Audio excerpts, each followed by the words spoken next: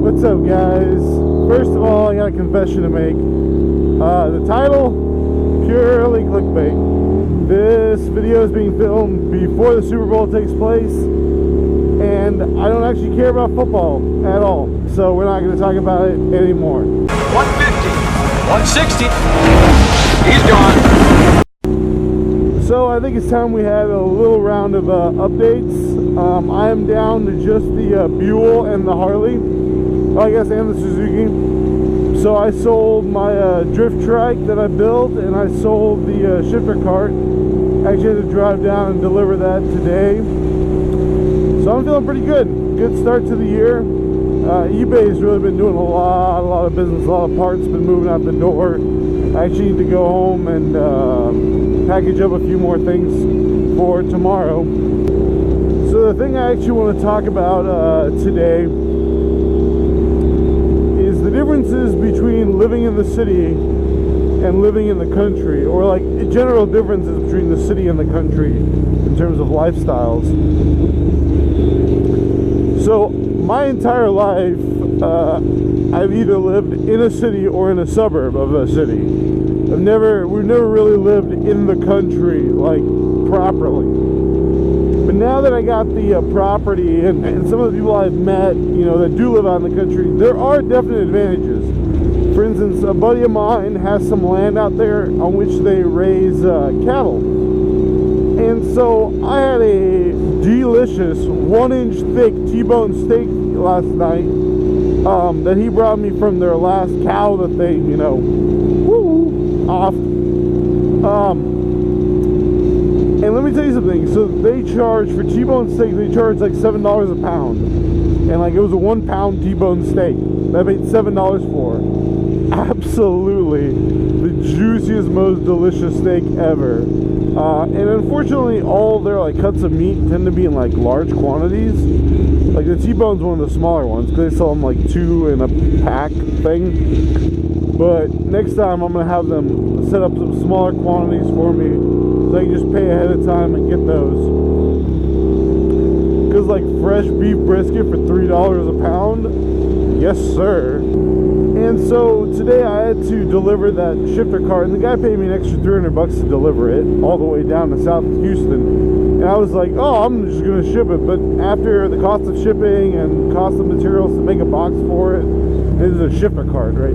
I was like, well, it's like a tank of gas and a Sunday afternoon. And I was like, fuck it. So I just drove down there and just delivered it to him in person.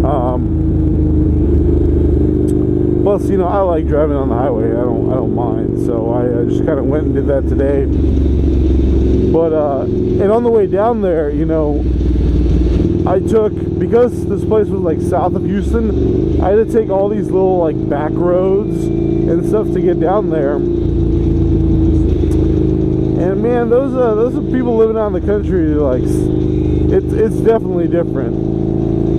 I mean, but my biggest complaint is that everything moves so slow. Like, you have a 70-mile-an-hour road. Why are you going 50 miles an hour in your 3-year-old diesel pickup truck? Like, I know it'll go faster. And, like, maybe that's why country people are like, oh, we gotta get up to crack it down, get in and start working on our farm and shit. Well, if you just moved a little faster, you could get up at, like, 9:30, like normal people, and still get all your shit done. Because just by, you know, driving 70 to 70, you know, it's a fucking novel idea, I know, but whatever. I'm just complaining because I got stuck behind a couple of those people and there was like no way to pass for a little bit. I am excited because the temperature of the soil is rising currently here in Texas, and it is you know, plowing and sowing season here in a few weeks. You can definitely tell I know what I'm talking about because I'm using all these big farm words and stuff. But yeah, so I am gonna get a hold of my farmer, Mr. Harold the farmer, and figure out when he's going out there to plow my field and stuff. Because I'll be honest with you, I'm sure it's like not a hell of a lot of fun to do like 1,000 acres or something, right? Like that sounds like work. But I have 10 acres, so I would totally be down. I gotta talk to him. Totally be down to go out there, film a little bit, and get a little experience plowing the fields and whatever. And then I gotta see if he needs me to buy it, or if he's gonna buy it and I can just pay him back for the seeds. Because remember, on those front 3.5 acres, I'm gonna have ryegrass and weeds mostly for the goats to eat, and so it'll be nice and flat and flush and easy to build on. Because the rest of it he's gonna be growing corn on, and so I need to talk to him about some of that stuff. But I'm excited. It's getting what the fuck? That's a Camry. It's getting close to the time where I can go out there and be like, oh, look at my ranch. I'm a rancher. Blah blah blah blah blah. I submitted my tax exemption documents the other week to Williamson County, and it got approved as far as I know. And so that makes me excited. I'm a farmer. You can tell how much of a city boy I am. I just realized I'm wearing a black sweatshirt and khakis on my Harley-Davidson. So we're going full Sons of Anarchy here. I just gotta go and do a drive-by on one of these very nice looking houses. Pop, pop, pop. Boom, just like TV.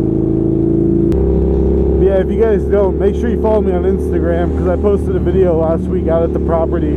I drove into my field for the first time, because the first time I've been out there that wasn't like super muddy. And I just did a bunch of donuts in my truck. And I was like, yeah, my property, my donuts.